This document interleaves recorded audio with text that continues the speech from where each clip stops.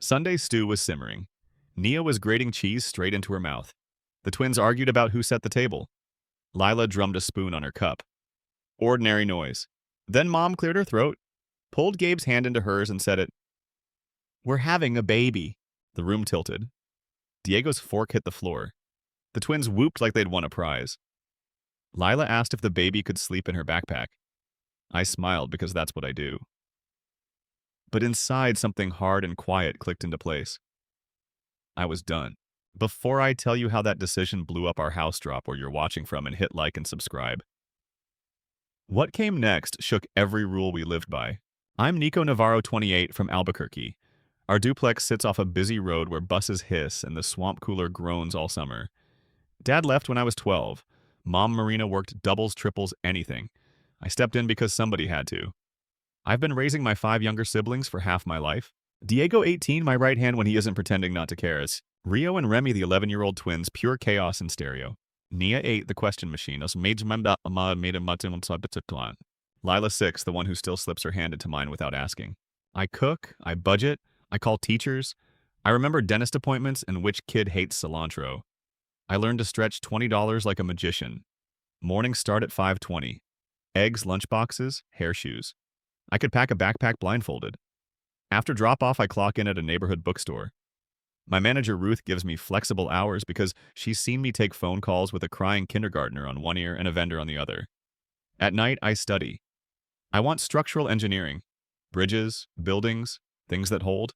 I love them, I do, but love doesn't mean never saying enough. Back to Sunday. Mom's eyes were bright. Gabe, 44, construction, generous with lollipops, wrapped an arm around her. We didn't plan it, he said, grinning, but it's a blessing. A blessing with diapers, doctor bills, and midnight feedings. In a 2-bedroom, with a swamp cooler that sometimes dies on the hottest day in July. I kept smiling because I've learned that my face can buy us peace for 10 more minutes. Say something, mijo, Mom prodded. Congrats, I said. My voice sounded like it belonged to a polite stranger. Dinner became a Pinterest board of future promises. Gabe talked about converting the storage nook into a nursery. Mom floated names. The twins suggested Lightning and Nacho. Nia asked if babies can eat pizza. Diego stared at his plate, then flicked me a look that said, "You good?" I nodded. I lied. After dishes, I found Mom alone folding towels that didn't need folding. We should talk, I said. Her smile tightened. About space, money, who's doing the night shift? Nico, don't start. We always make it work. We make it work because I make it work.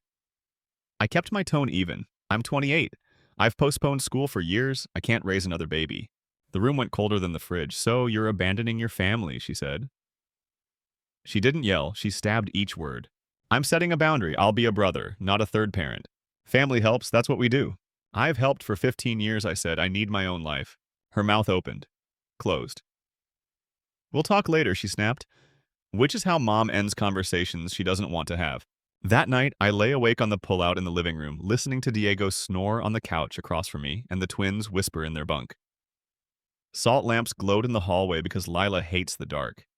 I thought about the spreadsheet on my phone, rent prices, community college schedules. I wasn't sleeping anyway. At 2:07 a.m., I messaged a landlord about a studio near campus. Next morning, I caught Diego before school. If I move out, I asked, can you help wrangle morning? He chewed his lip ring.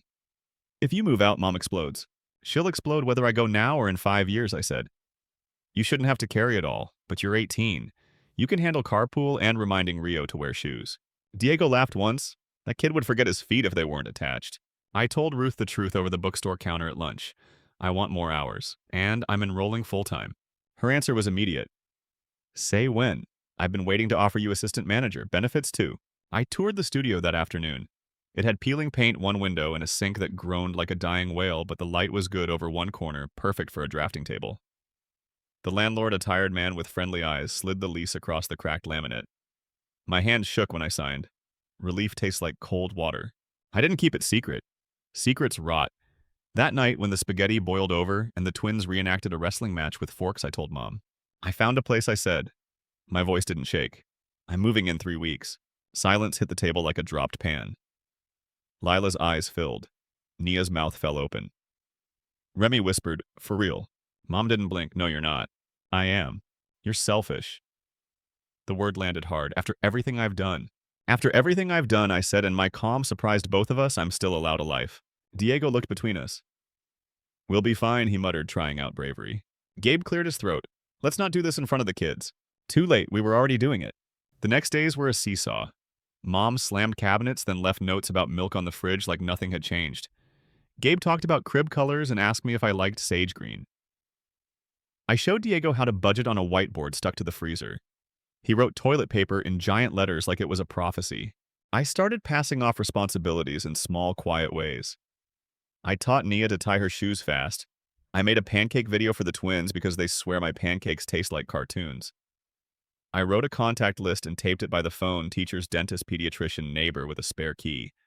I explained to Lila that I would still read her the monster book on FaceTime. She nodded, brave and trembling, then crawled into my lap and fell asleep there like she was 6 months old again. Mom and I orbited each other. When we spoke, she used soft words with sharp edges. You can always change your mind. You know your brother needs you. The baby will cry for you. She asked me to pick up extra shifts of childcare just until I feel less nauseous. I did and hated myself for doing it, then hated myself for hating it. I wasn't angry at the baby. I was angry at a system we never named. We called it helping. We called it family. It was a machine that ate my time and called it duty. 2 weeks later, I packed my clothes into borrowed boxes. Diego watched me fold the gray hoodie he steals every winter. Can I still steal it? He asked. You can try, I said. He smirked. We both knew he'd win. When I carried the first box to my car, Lila wrapped herself around my knees. Don't go, she whispered. I'm not going far. I kissed her hair. New key, same brother. Nia asked if my new place had windows. Remy wanted to know if the pantry there had snacks or just adult food. Rio promised to water my one surviving plant and then immediately forgot. Diego held the door and didn't say much, which for Diego is love. Mom stood on the driveway with her arms crossed tight. Last chance, she said. I'll visit, I told her. I'll help sometimes, but I'm not moving back. She stared past me at the road. Do whatever you want. I drove to the studio with the windows down and the radio off. The air smelled like rain on hot concrete. I set my drafting table by the good corner of light. I sat on the floor and breathed. Quiet isn't peace at first. Quiet is loud in a different way. But it was mine. That night, my phone buzzed. Diego, Mom's furious. Gabe's pretending this is fine. Twins tried to make your pancake recipe. Kitchen is not fine. A selfie followed, flour everywhere, 3 burned edges, Remy grinning like a convict. I laughed alone, ugly and honest, until my chest hurt. For the first time in years, I slept through an alarm. No tiny fist knocked my door at dawn. No one asked where their socks lived. I cooked eggs just for me. I ate them hot. I thought the hardest part was over. 48 hours later, someone pounded on my door. 2 silhouettes, flashing metal at their belts. They knocked like the building was on fire. 2 quick raps. A pause. 2 more. I checked the peephole. Badges? Blue. I swallowed, unchained the door, and stepped back. Mr. Navarro, the older one asked. Stocky. Mustache. Calm eyes. His badge read Valdez. The other was younger with a tight bun and a notebook ready. Chen. That's me, I said. Welfare check, Valdez said. Your mother called. Says you left home suddenly. Possible mental health concerns. Possible stolen property. The air in my studio thinned. Come in, I said, and moved the drafting stool so they could see there were no bodies, no chaos. Just a mattress on the floor, a plant that was trying its best, and a sunlit corner with my table. Chen's eyes did a slow sweep. You live alone? Yes. Any guns? Valdez asked. No. Any reason your mother would think you're a danger to yourself? I'm finishing breakfast and budgeting for rent, I said. I lifted the plate of eggs like proof. So? No. Valdez almost smiled. She also reported missing items, a handheld console belonging to your brothers, some cash from a household tin. I pulled my phone open. Photos scrolled to the receipt. 2 years old. My name. Last 4 digits of my card. The Switch is mine. I bought it. If they used it, that's because I let them. I opened my banking app. And I paid my deposit with my wages. No tin, no raid. Chen jotted notes. Why do you think your mother called? She's scared, I said. And angry. I've been the backup parent for years. Now I'm not. That feels like abandonment when you're used to me plugging every hole. Valdez's gaze softened. Oldest by a lot. Same, he said. It's a job you never applied for. I laughed once. Exactly. They asked a few more questions. Work? School? Support system? I gave them Ruth's number with her permission. I don't know why, but having a boss ready to vouch for me made me stand taller. Valdez closed his notebook. You're stable. No crime. We'll note the check completed. Will my mom know you came? We'll log it. We don't share your details, Chen said. Consider documenting your property. Screenshots help. Not because we doubt you, because families get messy. Already learning, I said. When the door shut behind them, the room felt smaller.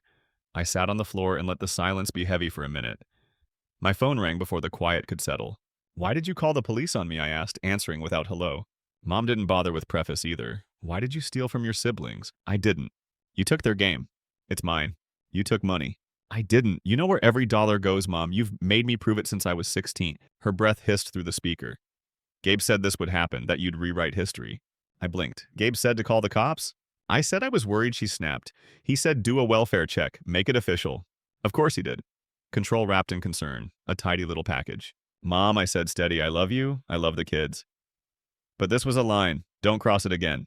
If you just come home. I'm not coming home, I said. I didn't raise my voice, I let the sentence be a wall. She hung up. The first night after the welfare check, I couldn't study. I paced, I rearranged my one bookshelf 3 times. Finally, I called Ruth. She called the cops? Ruth said, voice flat with outrage. Okay, here's what we do. Keep all receipts, save every text. You're not at war, but you are setting boundaries. Boundaries like fences, not like knives. I wrote that on a sticky note and slapped it above my table, fences, not knives. The next days developed their own rhythm. I worked early shifts, I ate hot food, I FaceTimed the girls for bedtime stories. Lila held the phone too close to her nose, all eyelashes and freckles. There's a shadow under my bed, she whispered. Check with your flashlight, I said, then show me so I can scare it. She aimed the light. Only lost socks, I roared anyway. She giggled so hard she hiccuped. Nia rolled her eyes and asked if I could help with a science poster, but like on the phone because Mom says we don't have time. We did it! She taped leaves to paper and labeled them wrong on purpose to make me pretend faint. She laughed. For 10 minutes, the world was fine. Diego texted at midnight, Mom's quiet angry. Gabe is around. Twins used soap as shampoo. Again. Then a selfie of foam hats and their smug faces. I sent heart emojis and the pancake video. He wrote back, your recipe lies. I told him the secret lower heat patients flip when the bubbles pop. A day later, someone else knocked. Not cops? Heavier? Sloppier. I didn't open. I know you're in there, Gabe said through the door. We need to talk. I let him stew for a full minute before I cracked it an inch and stayed behind the chain. About what? He took off his baseball cap and wrung it like a dishcloth. Your mom's sick with worry. The kids are spiraling. You made this mess. Fix it. I didn't make this family dependent on me, I said. I just filled gaps. You're good at it. Be proud. I am. I'm also done. His jaw worked. You want to play grown-up? Then hear this, infants. Don't wait for your schedule. Your mom can't do it alone. I'm working 12-hour days. Money's tight. You mean you don't want to sacrifice, I said. Same as me. He flinched. Don't twist it. I'm not. I'm drawing a line you don't like. A muscle jumped in his cheek. There will be consequences, he said like he was trying on a tough guy sentence from a bad show. For what? Living in my own apartment. For abandoning your family. Close the door, Gabe, I said softly, before I close it for you. He stared. Something mean flashed. Then he shook his head and left his boots thudding away. I let my back hit the wood and breathed. My hands shook. Not fear, adrenaline. Old instincts yelling, smooth it over, make peace, say sorry. I didn't. I made tea. I drank it hot. Breadcrumbs kept dropping. Little hints that the story I'd told myself for years was tilting. The neighbor, Ms. Ortega, cornered me in the hallway with her laundry basket 2 days later. I heard the yelling mijo, she said, kind eyes sharp. And I seen that man before. He likes being adored, not needed. He's complicated, she snorted. Water is wet. Complicated is men who can't carry groceries but want medals for fixing a light bulb. You keep your door locked. I promised I would, I meant it. At the bookstore, Ruth taught me the safe close. How to lock tills. How to break a 20 with a smile when you've had 3 hours of sleep. She watched me stock a tower of new releases and said, you look lighter even when you look tired. I don't jump at every sound anymore, I said. You're still allowed to care, she said without catching every falling plate. At home that wasn't home, the plates wobbled. Diego called one afternoon. Mom's throwing up a lot, he said. She says it's normal, it doesn't feel normal. Tell her to call her doctor, I said. I'll text her too. He sighed. She won't answer you. I'll text Gabe. Diego made a disgusted noise. He answers you more than he answers me. I messaged Gabe anyway. If she's dehydrated, hospital now, he replied with a thumbs up emoji. It felt like a shrug. That night, Nia FaceTimed me from inside a blanket fort. Will the baby be loud, she asked. Yes, louder than Rio when he finds out he's out of waffles. Nothing is louder than that. She laughed. Then her face fell. Mom said the police came to make sure you weren't broken. I'm not broken, I said. I'm bent in some places, but I bend back. She studied me like a science experiment. Okay, she said, but you should still visit on Saturday for pancakes that don't lie. I will. Saturday came. I brought strawberries and a new skillet as a peace offering to the kitchen gods. Diego hugged me quick and hard, then pretended he hadn't. The twins argued about who cracked more eggs. Nia sprinkled cinnamon like glitter. Lila climbed into my lap for the first bite and left syrup handprints on my jeans. For 2 hours, we were a normal, noisy family. Mom stayed in her room. I knocked. She said, busy. I slid a plate through the crack. She took it without showing her face. Gabe sidled up while I washed dishes. See, he said, you belong here. I belong to myself, I said. I'm visiting. Same thing. It's not. He dried a plate and set it down too hard. You're punishing her. I'm protecting me. He rolled his eyes and went to tinker with a broken cabinet door that's been broken since Diego was 13. On my way out, Ms. Garcia, the neighbor with the loud wind chimes, waved me over. Your mom was on the porch last night, she said, voice low, crying to her sister, saying it was Gabe's idea to call the cops, saying she didn't want to. Thought you'd hate her. The word hate hit me like a slap. I don't hate her. I hate the way we've been living. I texted Mom pancakes on the stove. I'll take the girls to the park next Saturday. I love you. No reply. That week I drew. I hadn't drawn for me in years. I sketched a bridge that could hold an entire town and a stairway that looked like a ribbon. I lost hours in the good way. I felt the ache in my hand and smiled. Breadcrumbs still. A missed call from the school counselor, just checking in her voicemail, said, Rio and Remy are energetic this week. Code for not listening. Code for acting out because their world shifted and no one named it in a way they could swallow. I called her back and promised to talk to them.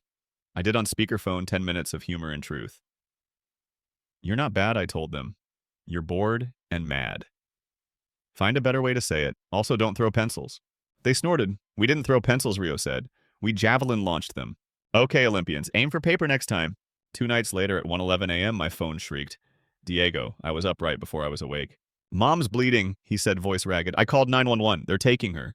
What hospital? St. Thomas. I'm with the girls. Gabe's meeting us there. I'm coming, I said, pulling on jeans, grabbing keys, shoving my wallet into my pocket. Nico, he said before I hung up, voice low and scared in a way I'd never heard. Don't fight with her there. Just come. I'm not coming to fight, I said. I'm coming because I'm your brother. I left the lights on. I locked the door out of habit. I ran. The ER smelled like antiseptic and worn-out coffee. Fluorescents hummed. Diego sat in a row of plastic chairs with Lila asleep against his chest and Nia twining a hair tie around her wrist. The twins were for once planted and quiet. Their faces were pale. Any news, I asked? He shook his head. They won't tell us much. We're not 30. Where's Gabe? Parking, or calling someone, or avoiding this. Diego's mouth twisted. I went to the desk. I'm her son, I said. I'm listed in her records, Marina Navarro. The nurse glanced at her screen, then at me and softened. Doctor will speak with you shortly. Gabe jogged in breathless dust still on his boots. He looked wrecked. I wanted to be kind and I wanted to punch a wall. The two feelings stood next to each other and didn't fight. He rubbed his hands over his face. She was at work, he said to no one. She called me and said something felt wrong. Then blood. Then he swallowed. A door swung open. A woman in scrubs stepped out. Family of Marina Navarro. We stood like a single organism, even the twins. I'm Dr. Singh, she said. Your mom is stable for now. The pregnancy is complicated by placental issues. She needs strict rest, no lifting, no work. We'll monitor closely. The baby's heartbeat is strong. Strong. The word washed me, then the rest sank in. Bed rest, weeks, months, a whole life rearranged. When can we see her, I asked. In a few minutes, the doctor said. Her gaze caught mine. She asked for you. Me, not Gabe, not later now. I nodded and turned to the kids. I'll go first. I'll tell her you're here, then we'll take turns. Lila stirred. Is the baby okay? She whispered, voice small, eyes big. For now? No, I said. We're going to help keep it okay. I followed the doctor down a too-bright hallway. Every step felt like a vow I hadn't agreed to yet, but maybe had made years ago. Help, but not disappear. Hold, but not drown. Fences, not knives. Mom lay against white pillows, washed out but alert.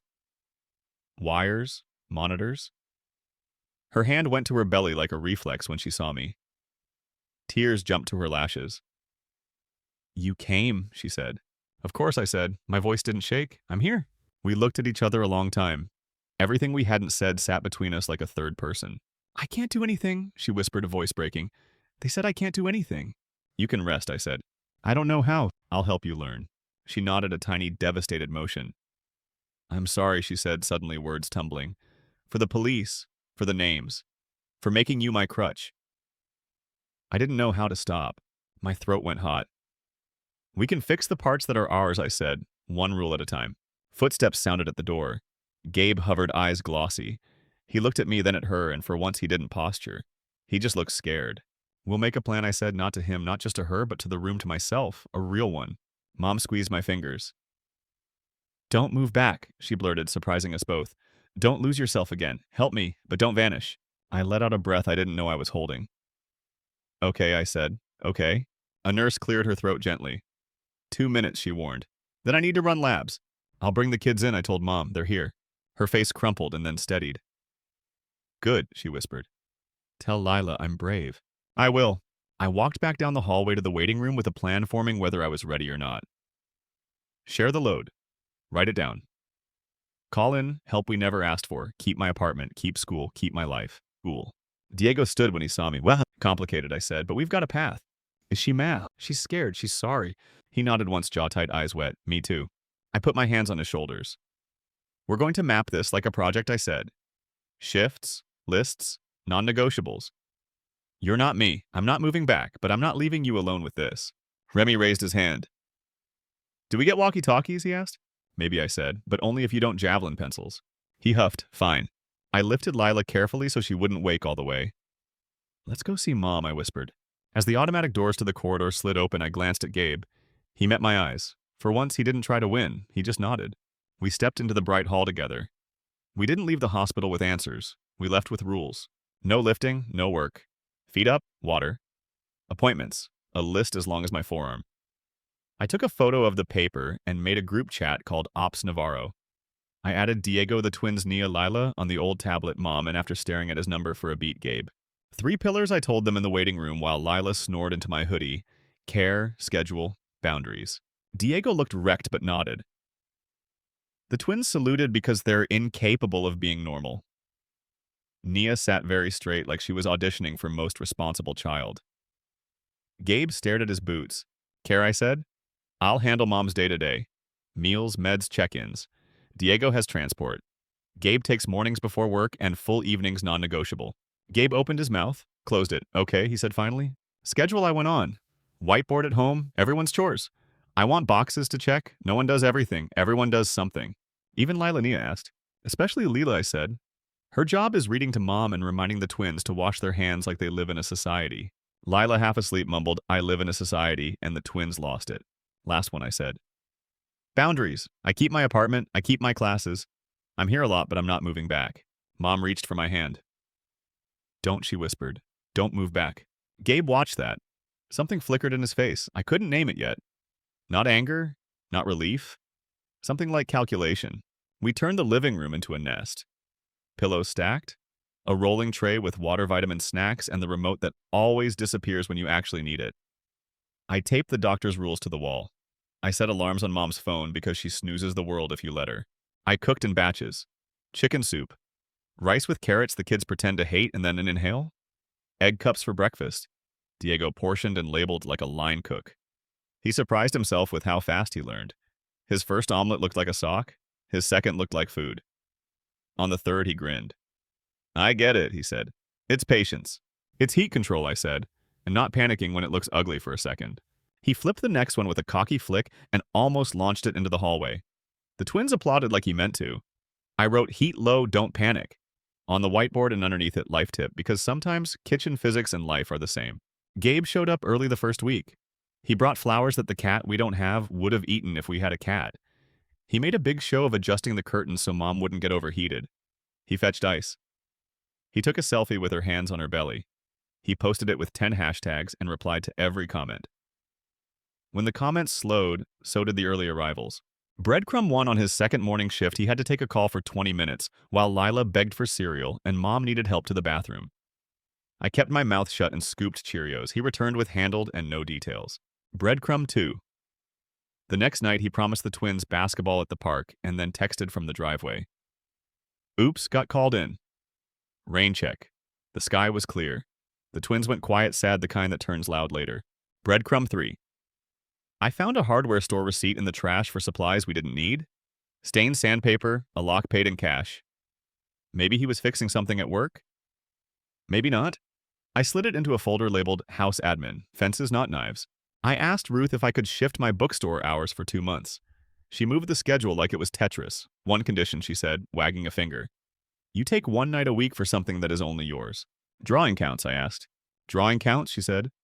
Sleep counts, watching a dumb show counts. Ms. Ortega the anchor. Even if she doesn't know the title, knocked the first afternoon we got Mom home. She pelleted me with Tupperware. A rose. Beans. A stew that smelled like comfort. You return the containers, she said, or I come collect interest. She sat with Mom while I changed Lila's sheets because Lila loves juice and hates lids. When I came back, they were cackling like sisters. Ms. Ortega winked at me. She needs laughing more than soup. I added laugh to the whiteboard under meds. The twins rolled their eyes and then tried stand-up routines that consisted of saying but in different fonts. It somehow worked. The church lady Marta called with offers. Meal train twice a week. A teen from youth group to do after-school games with the little ones. We do this, she said matter-of-factly. You can say no, but we're still coming. I said yes. The school counselor, the validator from outside the house, scheduled a check-in. She'd noticed Rio and Remy bouncing off walls since the ER night. They're testing which walls still stand, she said gently in her office that only had calming posters and the world's saddest fern. They need predictable consequences and permission to be loud on purpose. We can do that, I said. They're good at both. We set up loud hour at 5 p.m., jumping jacks. Dance party. Nerf target practice with a laundry basket. It made the quiet hours bearable. I kept my classes.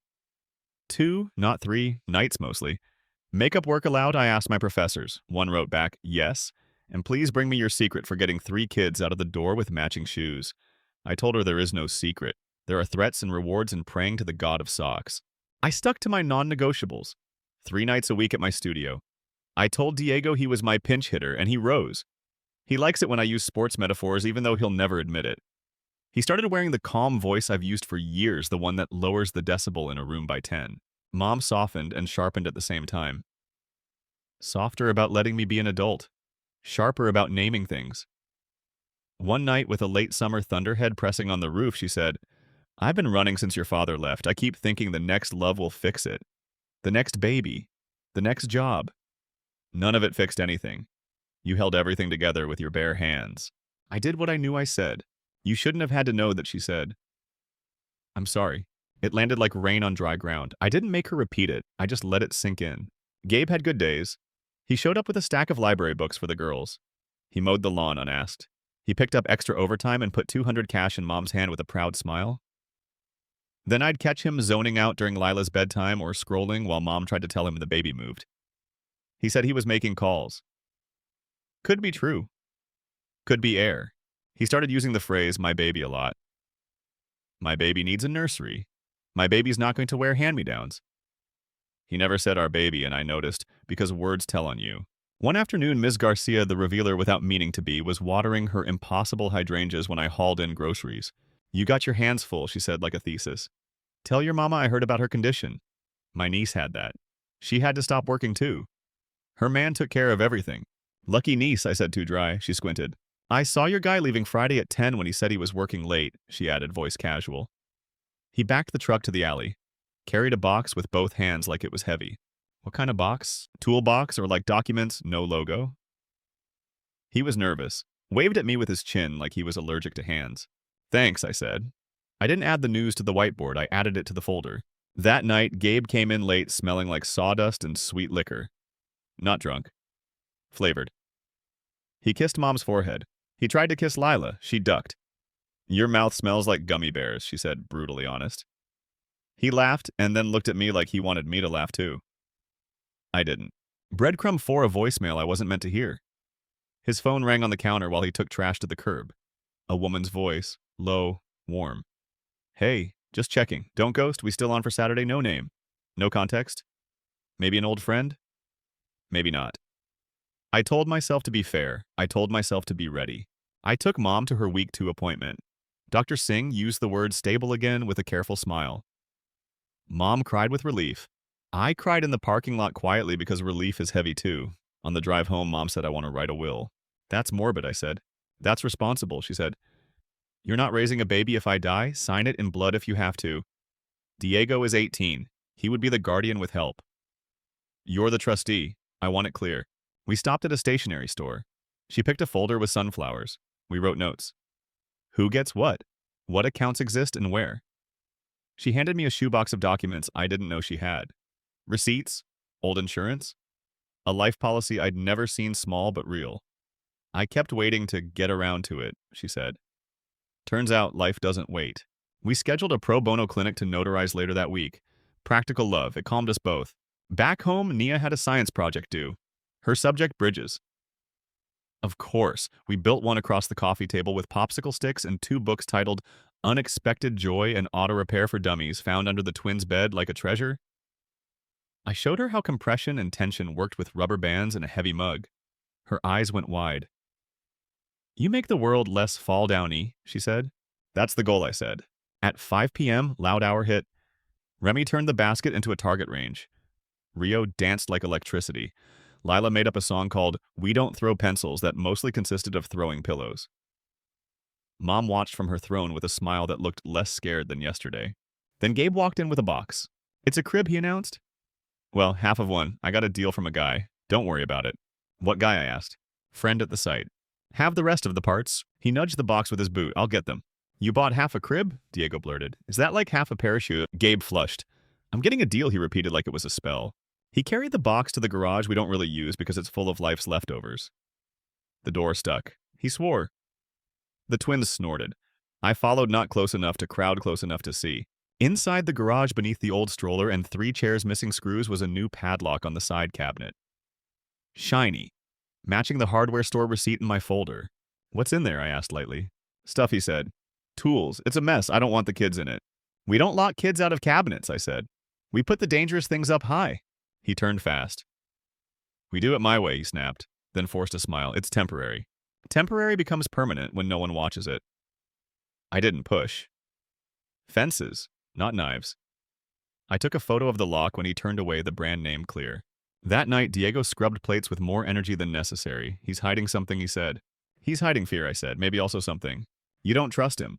I don't trust unlabeled boxes, I said. Trust is facts plus time. Diego splayed his hands. I hate that you're calm. I pay rent in calm, I said. It's the only currency that spends everywhere.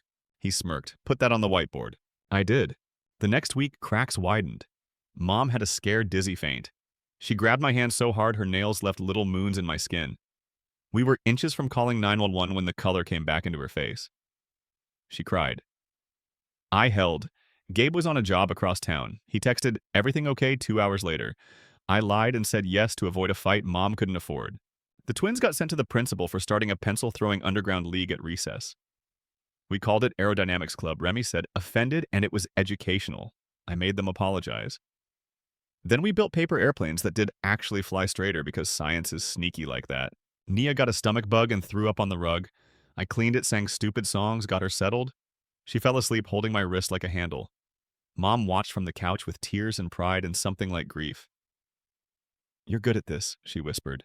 I'm sorry I took it like it was owed. Lila developed a new bedtime ritual, a hug for each sibling, 2 for me, 1 for the baby, through Mom's belly like a knock. Love you, Bean, she whispered to a person who wasn't here yet. Watching that, I felt that ache again, joy braided with loss. I'd be here. I wouldn't be the one up at 2 a.m. I let both truths sit next to each other and didn't make them fight.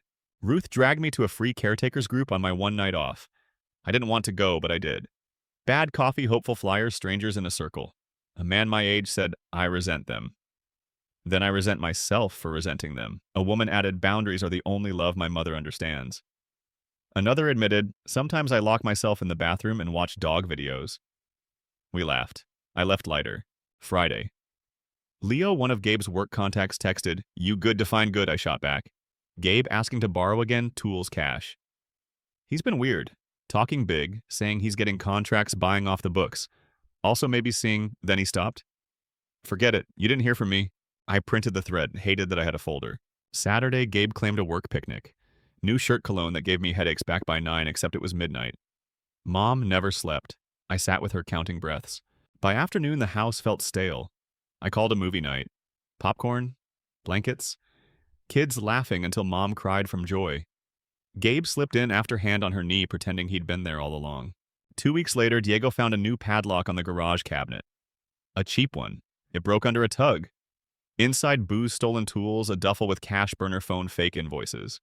I documented everything, texted Gabe lock is loose. What's inside? His replies contradicted themselves.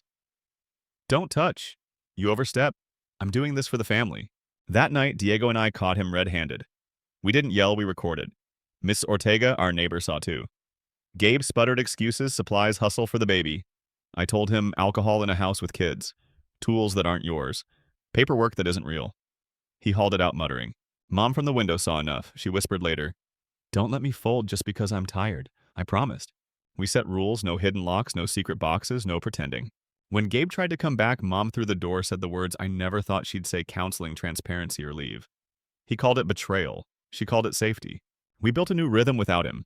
Classes for me, therapy for mom, chores spread out, neighbors helping. Slowly, we breathed easier. Weeks later, Maya Soul arrived early but strong. Gabe wasn't there. He texted congratulations. Mom answered, only if you're sober, only with a counselor's name. Silence. Life went on anyway. Loud, messy, better. If you're carrying a family on your back thinking that's love, here's the turn: build fences, not knives. Ask for witnesses. Choose boring bravery over chaos. It looks small at first, like Tuesday. Then one day you realize you can breathe all the way down.